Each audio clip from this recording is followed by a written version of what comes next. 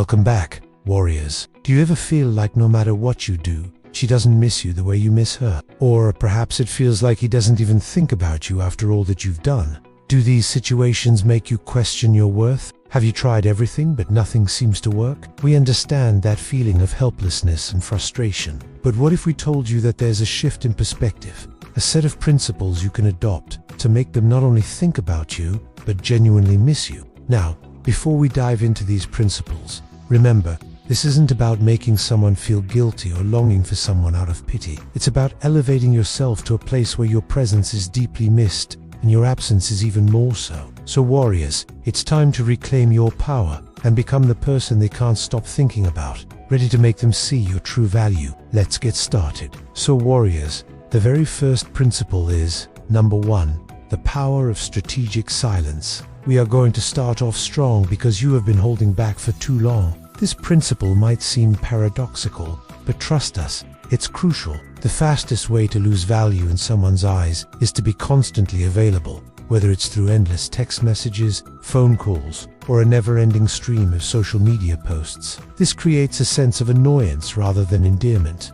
Your silence should say, "I'm not angry, I'm focused." You don't need to be cold or indifferent, just distant with purpose. They already knew the old you that gave constant attention and validation. It's time to withdraw that attention, not with emotion, but with intention. Here's how to wield the power of strategic silence. First, remove unnecessary responses. When you engage in meaningless exchanges, you keep the connection alive. Instead, respond only when necessary, providing short, neutral answers. This way, you demonstrate that while you're present, you're not overly invested in every minor interaction.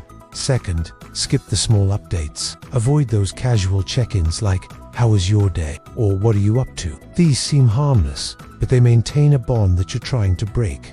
Don't feed the connection with small talk. Let the silence grow. Finally, don't validate excessively. Stop the habit of constantly seeking validation by asking, "Did you receive my message?" or "Are you there?" These questions reveal a neediness that can be off. Let them reach out and initiate. You have to create a void for them to step into. This silence won't be easy, especially in the beginning. It may feel awkward or even painful. However, just as a sculptor chips away stone to reveal a masterpiece, you're chiseling away distractions to reveal the true depth of your character. As they notice your shift, they'll begin to see you in a new light. And when they do, you'll know you've mastered the art of strategic silence. Remember, it's not about being cold. It's about being emotionally sovereign. It's about showing them that you're not as needy or reactive as they might expect. It's about making them realize that they have to work to earn your attention, and in doing so, you'll make them miss you more than ever before. Now, moving on to the second principle. Number 2, mystery over explanation. Have you ever found yourself constantly justifying your actions or explaining your thoughts? In relationships, this tendency can create a sense of disconnection and misunderstanding. It can also inadvertently push the other person away. A quote that encapsulates this idea is, "Never explain what you've outgrown, just grow." But why is this the case? Why does embracing mystery lead to greater connection? Well, it boils down to human nature. We are naturally curious beings. We are drawn to what we don't fully understand, and this curiosity often leads to obsession. When we can't quite grasp something, we tend to overanalyze it, leading to an intense focus on that particular thing. So how can you use this inherent human trait to your advantage in the context of a relationship? Let's explore 3 ways. First, stop updating them on your life. Yes, it might sound surprising, but not keeping in touch or sharing your experiences can be a powerful tactic. When you withhold this information, you create a void that the other person is naturally drawn to fill. They will start wondering about your life, your thoughts, and your feelings. This lack of complete knowledge will foster a sense of mystery around you. Second, leave room for imagination. Avoid being too forthcoming with details. For example, instead of saying, "I'm feeling a bit tired," say, "I'm taking some time to recharge." This leaves a bit of ambiguity, allowing the other person to fill in the blanks with their own imagination. By not painting a complete picture, you make them crave understanding more of you. Third, embrace the power of silence. Silence can be a potent tool when used correctly. Rather than constantly needing to fill the air with words, allow for moments of quiet. This doesn't mean awkward silence, but rather comfortable pauses in conversation. These moments of quiet can leave a lasting impact, making the other person replay those silences in their mind long after your interaction. By incorporating these tactics into your interactions, you transform from someone who is always explainable into a puzzle that the other person is compelled to solve. This shift in dynamic can lead to a deeper fascination and obsession with you. Remember, it's not about being evasive or deceptive. It's about creating a space where the other person is eager to understand your perspective. When they find themselves thinking about you and wanting to know more, you've successfully made them obsessed with understanding the real you. And finally, let's delve into the third principle. Number 3, kill the old you they knew. When we talk about killing the old you, we're not advocating for any form of self-harm or destruction. Instead, we're encouraging you to transform into a better, stronger version of yourself. This transformation should be so significant that the old you becomes almost unrecognizable. Think of it as an upgrade, a level up in your journey of self-improvement. Why is this approach important? Because the person you're dealing with likely has memories and expectations tied to the previous version of you. This past you may have been too available, too reactive, too needy, or simply not aligned with the values and goals you have now. By evolving into a new version of you, you break free from these outdated perceptions and expectations. So how do you effectively kill the old you? Firstly, identify the aspects of your previous self that you need to shed. Was the old you overly attached? Did you always put their needs before your own? Did you constantly seek their approval? Recognizing these patterns is the first step towards breaking free from them. Secondly, replace the old you with a new identity. Ask yourself, who do I want to be? What kind of person do I want to become? Maybe it's someone who prioritizes their own needs, someone who sets healthy boundaries, or someone who is more emotionally independent. Embrace this new identity and let it guide your actions. Lastly, be patient and persistent. Transforming yourself isn't an overnight process. It takes time and consistent effort. Stay committed to becoming the new you, even when faced with challenges or setbacks. Remember, this isn't about holding on to grudges or seeking revenge. It's about personal growth and self-respect. By killing the old you make it impossible for them to miss someone who no longer exists. You've leveled up and the old version is left behind. Wielding these principles is a subtle art. It's about transforming your approach without resorting to manipulation. By mastering strategic silence, embracing mystery and killing the old you become someone who is deeply missed and genuinely valued. You evolve into someone they can't help but think about. The shift in dynamic can be powerful. They'll find themselves not just remembering you, but actively seeking you out. But remember, warriors, the goal isn't to change who you are. It's about helping them see your true worth. So go forth, wield these principles, and show the world the best version of yourself. And if you resonate with these strategies and want more insights on personal growth and self-mastery, please hit that like button. Your support helps us continue to deliver valuable content. And with that said, until next time, remember, you are the author of your story. Keep leveling up. Number 4, build a life they can't enter anymore. A woman doesn't have to choose between two men. She chooses a man or she stays single. We often want to explain things to people. We want them to understand our side of the story. But that is not our responsibility. What is our responsibility is to know what we are worth. If she lets you go, it is because she is not worthy of you.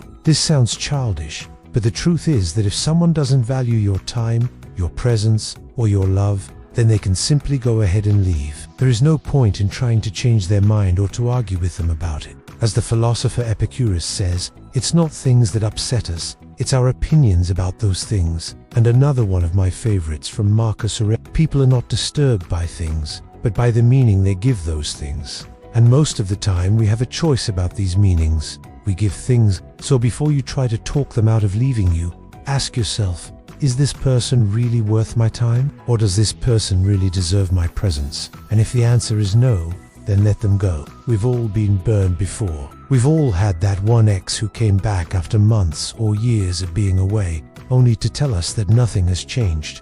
I'm still the same person. I still want the same things. People like this are nothing more than time wasters. They're the type of people who are always coming and going as they please. They never stay in one place long enough to build anything meaningful. And unfortunately, sometimes we allow these types of people into our lives because we think that if we just love them hard enough, if we just show them how much we care, then maybe they'll finally stay. But the reality is that people like this are never satisfied. They're always looking for something new and exciting, and once they get bored with that, they move on to the next thing. So be under no illusion about their intentions. If they've shown you who they are in the past, then chances are they'll do it again in the future. So don't waste your time trying to fix them or change them. Instead, focus on yourself and the things that are important to you.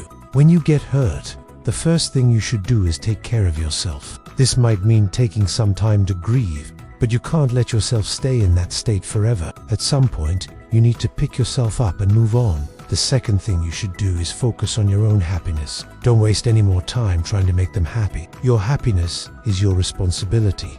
And lastly, number 3, forgive them. This doesn't mean condoning their behavior, but it does mean releasing the anger and resentment you're holding on to. Holding on to that negativity is only hurting you, not them. This is such a powerful one. If you really want to make them miss you, then show them that you don't need them anymore. Become the person that they used to know. Become better. Level up in every aspect of your life, physically, financially, mentally, spiritually. Level up. Curate your energy. Curate who receives your energy. Show them that you've evolved past the toxic dynamic that you were once stuck in with them. When they see how happy and fulfilled you are without them, when they see that you've moved on and are thriving, that's when they'll start to regret letting you go. That's when they'll realize that they made a mistake. But by that time, you need to be ready to move on and start fresh with someone new. Someone who treats you the way you deserve to be treated. Remember, the best revenge is building a life that whispers, "You don't belong here anymore." Number 5, master detachment. The moment you feel like you need someone to validate your worth, you lose. But if you wake up in the morning feeling like you could go either way, whether you see them or not, then you already start winning. Here is the brutal truth. The more indifferent you become towards missing them, the more they'll start missing you. So if you no longer need them to miss you, then they will start to. But why is this? Why does this work? Because human beings crave what they can't have. If you show them that you are indifferent, that you don't need them, that you can live perfectly well without them, then they'll start to see you as a prize that they might have lost, and this will cause them to chase you. But here's the problem. Often we do the exact opposite. We show them how much we need them, how much we miss them, how we're suffering without them. And the more we do this, the more we reinforce in their mind that we're desperate. So stop chasing them. Stop begging for their attention. Stop trying so hard. Detach yourself from the outcome. Create that indifference. Show them that you're still living your best life, even without them. That is how you make them miss you. And now, before we go into the last 2 points, I want to mention that if you're playing a game and you have the winning ticket, don't cash it in right away. Hold on to it for a little while longer. Make them sweat. Make them suffer a little bit more. You see, when you give them hope, when you show them that you might be open to getting back together, they'll start to feel like they have a chance. They'll start to believe that they can win you back. But then when you take that hope away, when you show them that you're not interested anymore, then they'll start to panic. They'll start to realize that they might lose you forever. And trust me, this is a powerful tactic. It's like playing a game of chess. You'd have to think a few moves ahead. You have to anticipate their every move. And if you do this right, then you can make them suffer as much as they made you suffer. You ever had someone ghost you? What was that like? Probably scary, confusing, annoying, frustrating, sad, lonely. It's one of the worst feelings in the world. But here's the thing. Silence isn't always bad. Sometimes it can actually work in your favor. For example, when you ignore someone, when you don't respond to their texts, when you don't call them back, they start to wonder what they did wrong. They start to overanalyze every little thing. And this is where you have them on the ropes. You need to know when to strike. You can't let them off the hook. After you've ignored them for a week, maybe it's time to call them. You need to keep them guessing. You need to keep them on their toes. And if you do this right, then you can drive them crazy. You'll have them wrapped around your finger. And this is the final line that you're going to say. After you've done all this, after you've played all these games, you need to hit them with this line. You're going to look them dead in the eye and say, "Your presence was too common. Now your absence is unforgettable." Let that sink in. Let them feel the weight of those words. Let them know that they made a mistake. Let them know that they might have just lost the only thing that truly mattered to them. Comment below. Let them miss the man they never truly valued. Make sure you subscribe and comment below the one thing you want to improve upon in 2023. And lastly, check out this video on how to become a high-value man. Thanks for watching.